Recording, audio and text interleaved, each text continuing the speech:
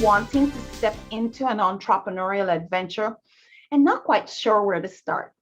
This channel interviews the movers and shakers in their niche. Watch the shows on this channel to learn more about business ideas or connect with the businesses that offer the solution to your problem. PSI TV helps businesses increase their visibility to a new audience, giving them a bigger presence by making TV available and affordable. Beyond ads, biz brands can now have a channel presence with their content. We are the Netflix of biz brands. If you have a passionate message, the solution to a problem, a new book or product launch, and want to impact a new and expansive audience, have your audience say, I saw you on TV. PSI TV is proud to bring you another star, this time in the communication niche. Larry Jorgensen is the author of The Coca-Cola Trail. From his Louisiana home office, he provides freelance media services for his clients. He's a publisher and editor. He has extensive experience in print and TV media, both on and off air, and he writes location-relevant stories with a historic flair. Larry, thank you so much for joining me today. Thank you. It's a pleasure to be here and to share some of my experiences with you and with your viewers. Thank you, Larry. So, when it comes to creating a worldwide recognized brand such as Coca-Cola, you've written the book, The Coca-Cola Trail. So I hope this means you have the inside scoop to help listeners get some tips for knowing how to get their products better well known. What was the Coca-Cola secret to worldwide embrace? Well, I think the secret, actually, they didn't even know it was the secret, but it was the fact that so many people became involved in bottling Coca-Cola. I mean, how would you like to have a product where other people are paying you money to get the territory to sell and develop and promote your product? And that was the key to the growth of Coca. I call it the Coca-Cola empire, because it was all these people who said, I think there's potential in this product, and I want to invest my time, a little money, and my marketing skill into promoting that product, knowing that if they did that, they would promote their own business. So I guess it's that tie-in to a brand, to a name that you feel will be a benefit to you to spend your time. Get something that looks like it's going to go, and boy, we know Coca-Cola sure went. Wow, but I guess they would have had to have had permissions to do that. I couldn't just run a Coca-Cola. No.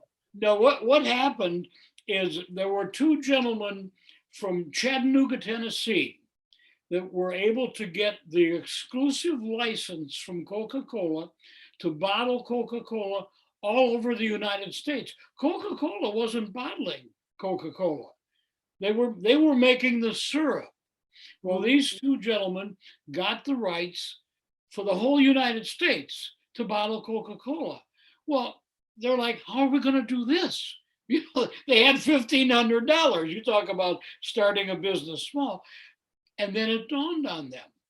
And this is where the secret comes in. But it wasn't Coca-Cola's secret. They thought, we have the rights to bottle. Why don't we sell pieces of our rights? So they did. If you wanted to bottle Coca-Cola in your hometown, they would sell you a 50-mile radius. I think we call that franchising. And you would buy the rights to bottle Coca-Cola in your 50-mile radius. And then you would spend time and money. And the neat thing, the Coca-Cola, which was just making the syrup at that time, didn't think bottling was a good idea. They sold the rights to these two gentlemen from Chattanooga to bottle Coca-Cola for $1, the exclusive US rights. Wow. And that's how it took off. They sold portions of their rights until they had over 1,500 companies, little investors, this is early 1900s, that said, we think this is a good investment. We're going to make and sell Coca-Cola. That's how it took off. And all these people are selling your product. That's a tremendous way to start a business. For the small entrepreneur, the closest thing might be like an affiliate relationship or some kind of JV partnership or something. So just to clarify to the audience, you do not work for Coca-Cola, right, Larry? No, ma'am, I do not. You're just a historian who's writing a story. That's right. In fact, I started out, actually, I was going to write a little travel story for a travel magazine. And I started looking into, there's 2 different Coca-Cola museums, so to speak, private type, within the same region. And I thought that would make a very good travel story. Well, the story got me, and it ended up being actually 2 books. I've written the Coca-Cola Trail, and then it went over so well that we wrote a second book called Return to the Coca-Cola Trail. More stories. Okay, but today we're talking about the Coca-Cola Trail or both? Right, book number 1. Book number 1, all right. Coca-Cola was first bottled in 1896 in Vicksburg, Mississippi, not in Atlanta, Georgia. It was bottled there, and then little by little, of course, it took off. Wow. So the Coca-Cola Trail, Larry, who would benefit the most from this book? And what can readers look forward to when they get the book? Well, I think the thing they can look forward to from a marketing standpoint is the book will tell you places where you can go to see Coca-Cola history, but not just to see it. We tell you why it's there. Maybe it's an old plant that now has become a shopping mall, or maybe it's a restaurant, a pizza house or something, but what we tell you, each of those places, the people that started that Coca-Cola business, each had their own unique way of developing their market. Some of them were bottling like other flavored sodas. So they would send out a case of maybe orange and lemon and sarsaparilla, and they'd put a couple Coca-Colas in there to get people to try it. Coca-Cola was so different. Each person had to figure out how to get his potential customer to try it. There was one bottler that took his first case of Coca-Cola to his local neighborhood store, place where he did business, and he said, I'll leave it here. You sell it. I'll be back in a week to pick up the money. He came back in a week, and the case of Coca-Cola was used as a doorstop. So he said, I got to get people to try it. So he started going to the local high school football games, and he would take with him little bags of peanuts. He would buy a big bag of peanuts, and he would make little bags. And he would go to the football games and sell the little bags of peanuts, because once people had peanuts, they got thirsty. So that was his way. Everybody thought of different ways to get people to try Coca-Cola. It was not a common flavor. It wasn't, they thought of, soft drinks will have an orange or something, So you had to get them to try it. And the book, The Trail, will tell you all the different ways that people introduce their product to the consumer. Well, I am definitely hearing the business application in that. I can appreciate it's probably a great story, a great piece of history, a great novelty item, but I'm definitely hearing a business application coming out of that book right there, Larry. So that sounds totally awesome. So guys, when you're trying to figure out, how do I get my new widget, my new book, my new whatever new to the market, and to get people to try it, hey, get inspired by reading about the Coca-Cola Trail.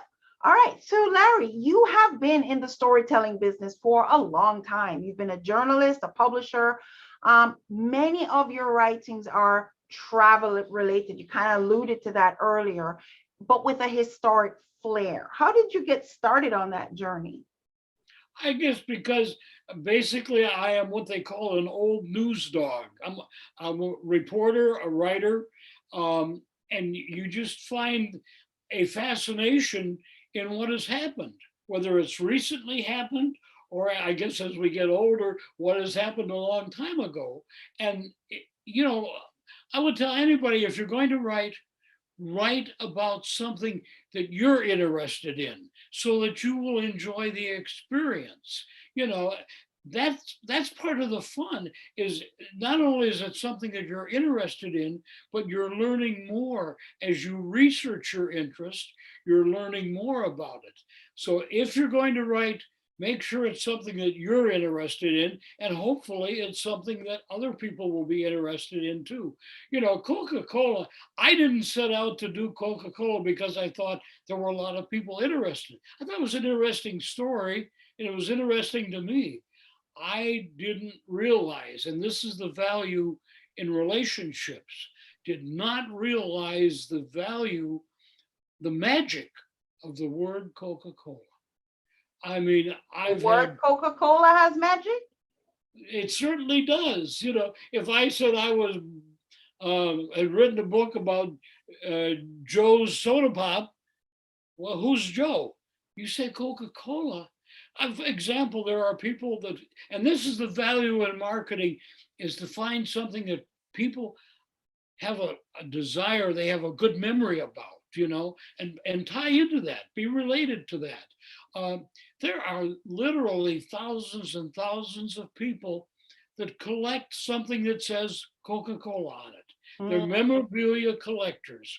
Well, when my book first came out, the Coca-Cola collectors were crazy about it. They lined up, they were buying it for their clubs and their friends. And I thought, I didn't realize this. I didn't realize there was such a following. But what it taught me as a marketer is to relationships. Coca-Cola developed relationships in their own town. How many times, you know, is there a stadium? Is there an event? Is there a building or whatever? It's Coca-Cola, because Coca-Cola also built relationships that they could then say, this is a friendship we have and the memory will continue. It's so important to build those relationships with a good solid partner. My husband has one of the more archaic historic Coca-Cola bottles up in the attic that you know, I was ready to toss it. He's like, don't touch that. So he put it out of my view because I get rid of everything, and he's like, oh no you don't. And he well, it would be a long story to tell now, but there was a story in my first book about how the Coca-Cola bottle, that bottle that you talk about, was in fact created. And ultimately, one of the very first Coca-Cola bottles, you'd call it the prototype, that was approved by Coca-Cola, sold about 2 years ago at an auction for $150,000. So I need to tell my husband that. Oh my gosh, are you serious, Larry? Wow, cool. Very cool. Wow. So Larry, we have with the bottle, you know, in marketing, whatever your product is, make something that is uniquely yours. Yep. And that's what happened to it when Coca-Cola started to catch on. There was no standard bottle. People were putting it in anything, and there were knockoffs. So if you got a good product, watch knockoffs. There was Coca-Cola spelled with a K. There was Cola this. There was Cola Delight. I mean, all of a sudden, there's all these colas. Marketing. How can my product stand out? Coca-Cola said, we're going to make a bottle that when you pick it up, you know it's Coca-Cola. Besides the normal person you'd think of, you know, well, there's a bookstore or there's a this or that. Well, who else? Who else would read my book? Who else would be interested in my story when I traveled to wherever? That's relationship. Build those relationships. And those will bring you dividends. Good word, good word, good word. So, as a storyteller, Larry, would you encourage the listener who has a story to tell but hasn't gotten around to publishing it yet? How would you encourage that person? To do it. Make sure you believe in it, because it's not easy. Oh, I know such and such down the road. I ought to do it. How many times do you hear, I ought to write a book about that? Well, do it.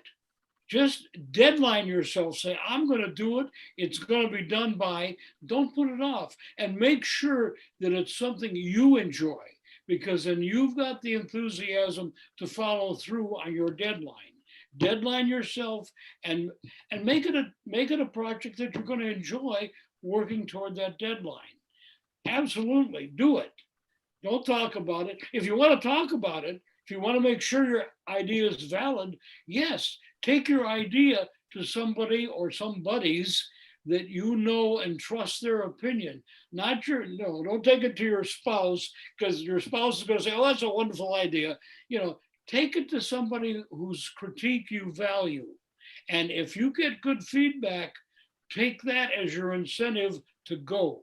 Go finish the project. I know there's people that will enjoy it.